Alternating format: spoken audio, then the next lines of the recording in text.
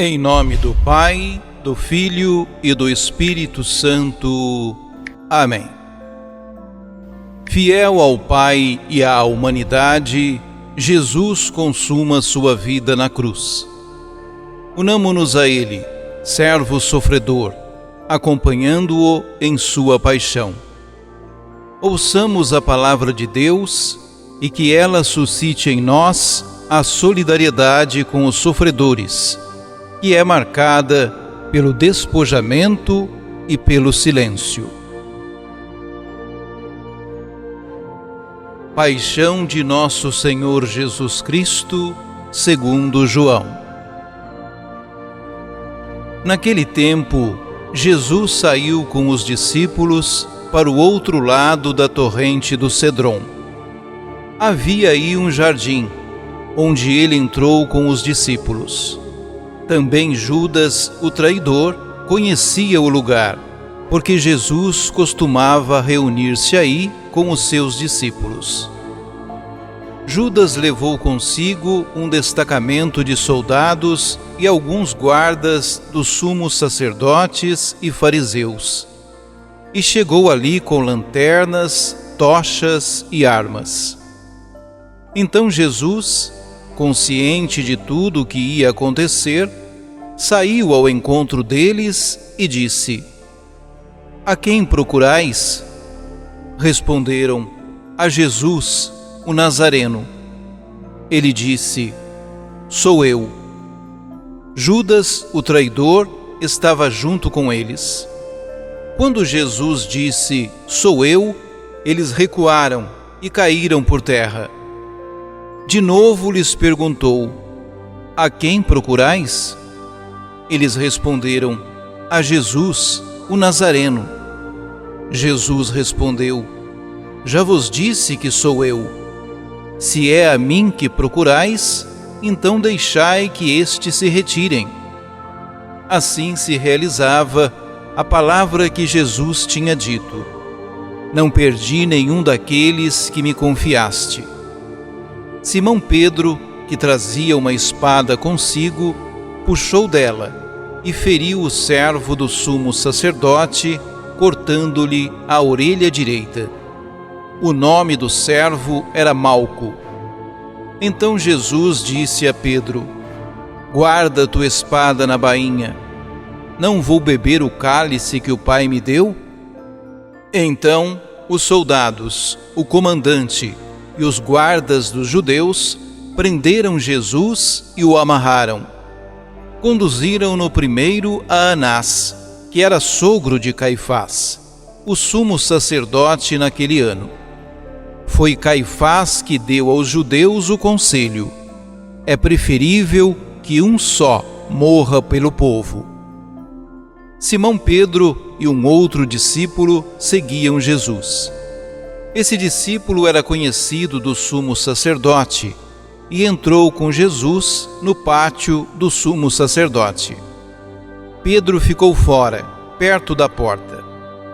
Então, o outro discípulo, que era conhecido do sumo sacerdote, saiu, conversou com a encarregada da porta e levou Pedro para dentro. A criada que guardava a porta disse a Pedro: "Não pertences também tu aos discípulos desse homem?" Ele respondeu: "Não." Os empregados e os guardas fizeram uma fogueira e estavam se aquecendo, pois fazia frio.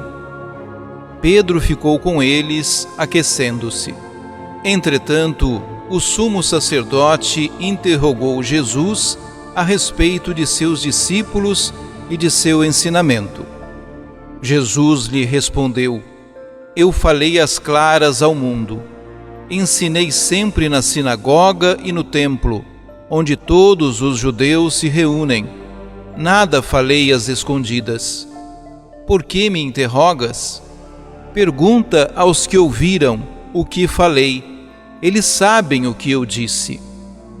Quando Jesus falou isso, um dos guardas que ali estava deu-lhe uma bofetada, dizendo: "É assim que respondes ao sumo sacerdote?" Respondeu-lhe Jesus: Se respondi mal, mostrem que, mas se falei bem, por que me bates? Então Anás enviou Jesus amarrado para Caifás, o sumo sacerdote. Simão Pedro continuava lá, em pé, aquecendo-se. Disseram-lhe: não és tu também um dos discípulos dele? Pedro negou: não. Então, um dos empregados do sumo sacerdote, parente a quem Pedro tinha cortado a orelha, disse: será que não te vi no jardim com ele? Novamente Pedro negou, e na mesma hora o galo cantou. De Caifás levaram Jesus ao palácio do governador. Era de manhã cedo. Eles mesmos não entraram no palácio para não ficarem impuros e poderem comer a Páscoa. Então Pilatos saiu ao encontro deles e disse: que acusação apresentais contra este homem? Eles responderam: se não fosse malfeitor, não o teríamos entregue a ti. Pilatos disse: tomai-o vós mesmos e julgai-o de acordo com a vossa lei. Os judeus lhe responderam: nós não podemos condenar ninguém à morte. Assim se realizava o que Jesus tinha dito, significando de que morte havia de morrer. Então Pilatos entrou de novo no palácio, chamou Jesus e perguntou-lhe: tu és o rei dos judeus? Jesus respondeu: estás dizendo isto por ti mesmo, ou outros te disseram isto de mim? Pilatos falou: por acaso sou judeu? O teu povo e os sumos sacerdotes te entregaram a mim. Que fizeste? Jesus respondeu: o meu reino não é deste mundo. Se o meu reino fosse deste mundo, os meus guardas lutariam para que eu não fosse entregue aos judeus. Mas o meu reino não é daqui. Pilatos disse a Jesus: então tu és rei? Jesus respondeu: tu o dizes, eu sou rei. Eu nasci e vim ao mundo para isto, para dar testemunho da verdade. Todo aquele que é da verdade, escuta a minha voz. Pilatos disse a Jesus: o que é a verdade? Ao dizer isso, Pilatos saiu ao encontro dos judeus e disse-lhes: eu não encontro nenhuma culpa nele. Mas existe entre vós um costume, que pela Páscoa eu vos solte um preso. Quereis que eu vos solte o rei dos judeus? Então começaram a gritar de novo: este não, mas Barrabás. Barrabás era um bandido. Então Pilatos mandou flagelar Jesus. Os soldados teceram uma coroa de espinhos e colocaram-na na cabeça de Jesus. Vestiram-no com um manto vermelho, aproximavam-se dele e diziam: viva o rei dos judeus! E davam-lhe bofetadas. Pilatos saiu de novo e disse aos judeus: olhai, eu o trago aqui fora, diante de vós, para que saibais que não encontro nele crime algum. Então Jesus veio para fora, trazendo a coroa de espinhos e o manto vermelho. Pilatos disse-lhes: eis o homem.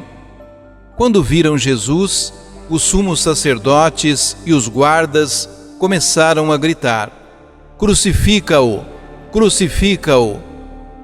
Pilatos respondeu: levai-o vós mesmos para o crucificar, pois eu não encontro nele crime algum.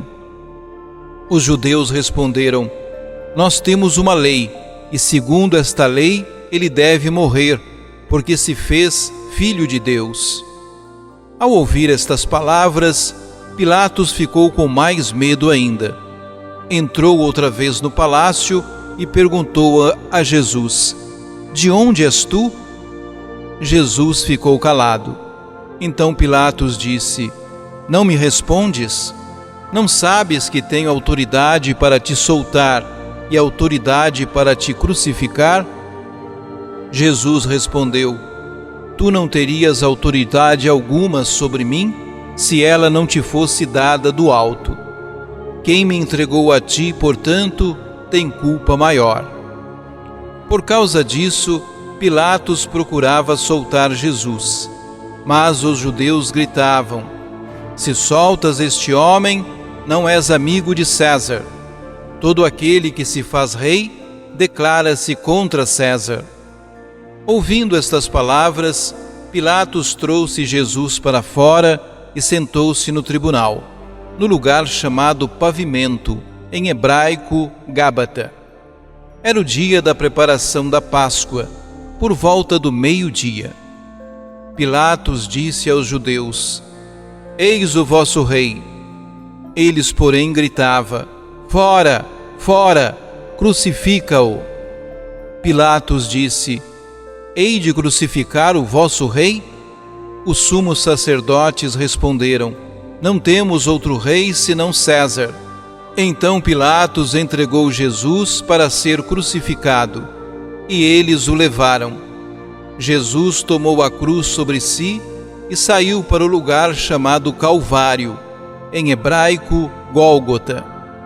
Ali o crucificaram com outros dois, um de cada lado e Jesus no meio. Pilatos mandou ainda escrever um letreiro e colocá-lo na cruz.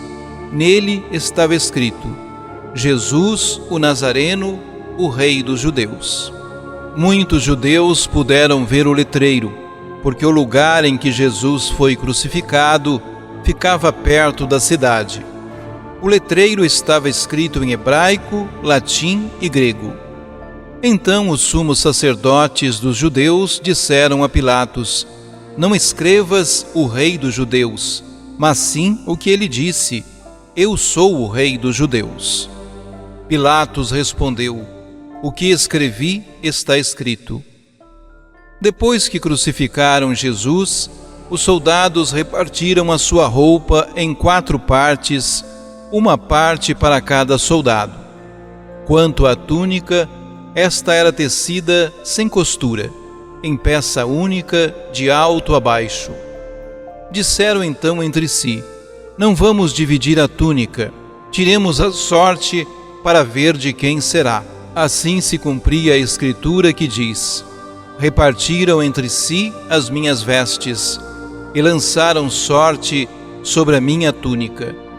Assim procederam os soldados. Perto da cruz de Jesus estavam de pé a sua mãe, a irmã da sua mãe, Maria de Cleófas, e Maria Madalena. Jesus, ao ver sua mãe e ao lado dela o discípulo que ele amava, disse à mãe: Mulher, este é o teu filho. Depois disse ao discípulo: Esta é a tua mãe. Daquela hora em diante, o discípulo a acolheu consigo. Depois disso, Jesus, sabendo que tudo estava consumado e para que a Escritura se cumprisse até o fim, disse: Tenho sede. Havia ali uma jarra cheia de vinagre. Amarraram numa vara uma esponja embebida de vinagre e levaram-no à boca de Jesus. Ele tomou o vinagre e disse: Tudo está consumado. E, inclinando a cabeça, entregou o Espírito. Era o dia da preparação para a Páscoa. Os judeus queriam evitar que os corpos ficassem na cruz durante o sábado, porque aquele sábado era dia de festa solene. Então pediram a Pilatos que mandassem quebrar as pernas aos crucificados e os tirasse da cruz. Os soldados foram e quebraram as pernas de um e depois do outro, que foram crucificados com Jesus. Ao se aproximarem de Jesus e vendo que já estava morto, não lhe quebraram as pernas. Mas um soldado abriu-lhe o lado com uma lança, e logo saiu sangue e água. Aquele que viu dá testemunho, e seu testemunho é verdadeiro, e ele sabe que fala a verdade, para que vós também acrediteis. Isso aconteceu para que se cumprisse a Escritura que diz: não quebrarão nenhum dos seus ossos.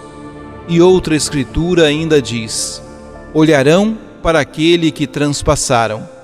Depois disso, José de Arimateia, que era discípulo de Jesus, mas às escondidas por medo dos judeus, pediu a Pilatos para tirar o corpo de Jesus.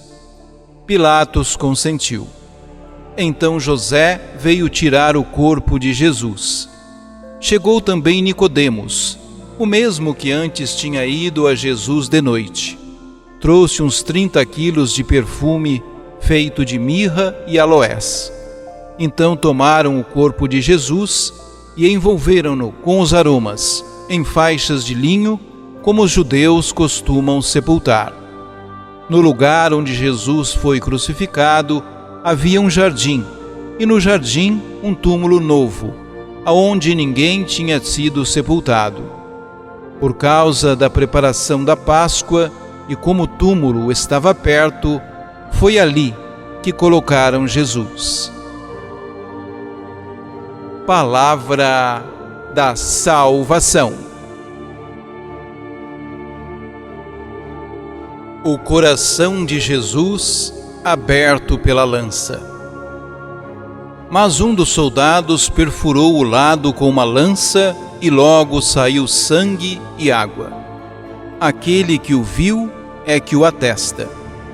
E isto aconteceu para que se cumprisse a Escritura: nenhum só dos meus ossos se hão de quebrar. E ainda, hão de olhar para aquele que transpassaram. O último ato da paixão de Cristo, a abertura do seu lado, explica e resume toda a vida do Salvador. Tomou um coração para o abrir, como a fonte de todas as graças. Dai-me, Senhor, a graça de beber nas fontes da santidade e do amor. Vamos ao Calvário, depois da morte de Jesus. A multidão afastou-se. Os amigos ficam. Alguns soldados vêm verificar, ou, se é o caso, apressar a morte dos pacientes para que o espetáculo do suplício prolongado não entristeça o dia do sabá. Um dos soldados adiantou-se, portanto, e abriu o lado de Jesus com uma lança. É um grande mistério da história sagrada, onde tudo é mistério e ação divina. A ferida exterior é aqui a revelação simbólica da ferida interior, a do amor. O amor, eis o algoz de Jesus.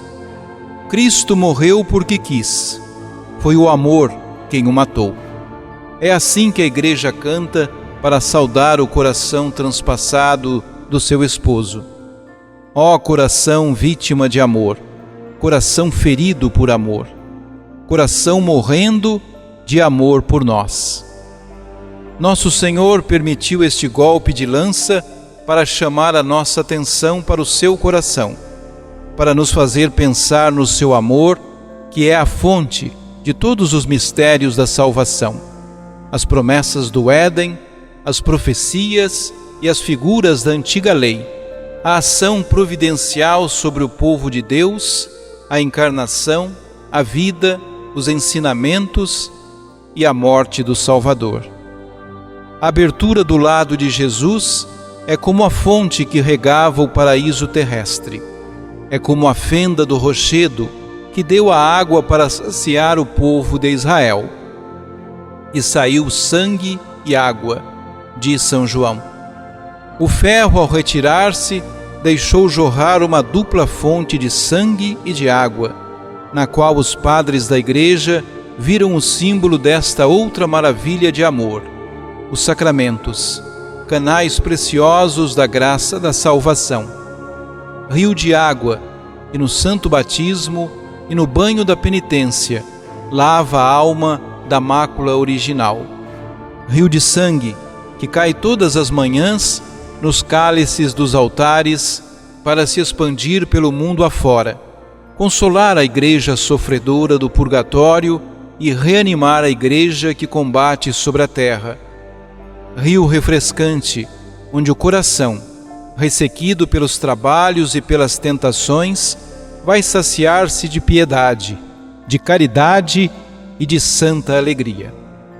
Senhores, conceda-nos beber desta água e deste sangue, para que não mais tenha esta sede doentia das coisas do mundo que nos tortura, e que nós sejamos inebriados pelo vosso amor. Olharão para dentro daquele que transpassaram. É a palavra do profeta Zacarias, recordada por São João. O profeta não disse: olharão para aquele que transpassaram, mas olharão para dentro daquele que transpassaram. São João aplica estas palavras à abertura do lado de Jesus. Devia pensar no interior de Jesus, no coração mesmo de Jesus, que ele pôde entrever pela chaga aberta do lado, no momento do embalsamamento. Esta ferida entrega-nos e abre-nos o coração de Jesus. Espiritualmente, nós aí lemos o amor que deu tudo, até mesmo a vida. Neste amor mesmo, nós reconhecemos o motivo e o fim de todas as obras divinas. Deus criou-nos, resgatou-nos, santificou-nos por amor. No coração de Jesus é o fundo mesmo da natureza divina que nós penetramos na sua mais maravilhosa manifestação. Deus é amor. São João leu isto no coração de Jesus. Tenho necessidade de contemplar esta ferida para ver como eu sou amado e como, por minha vez, devo amar. Lá hei de aprender como um coração amante deve agir, sofrer, tudo dar, até a morte, por Deus e pelas almas. Vamos mais profundamente ainda e vejamos tudo o que sofreu o mais delicado dos corações: os desprezos, as calúnias, as traições, os abandonos, as desistências. Todas as dores estão reunidas neste coração e transbordam. Sentiu-as todas, a todas santificou. Nas nossas dores, por mais extremas que sejam, tenhamos confiança na simpatia e na compaixão deste coração, e quis assemelhar-se a nós no sofrimento, para ser mais compassivo e mais misericordioso. Comecemos nós mesmos lamentar este amor que não é amado e por compadecer com as suas dores. A abertura do coração de Jesus recorda-nos o seu amor, a sua bondade, o seu sofrimento. Ele espera de mim o amor em troca, a gratidão, a compaixão. Eis-me aqui, Senhor, para viver convosco e em vós. Não permitais que nós jamais nos separemos de vós e que vos esqueça. Oremos. Ó Jesus, mártir e redentor nosso, aceita o silêncio respeitoso em reconhecimento pelo teu extremo gesto de amor em favor de toda a humanidade. Ajuda-nos, Senhor, a compreender e valorizar o mistério da total entrega de tua vida para nos salvar. Em nome do Pai, do Filho e do Espírito Santo. Amém.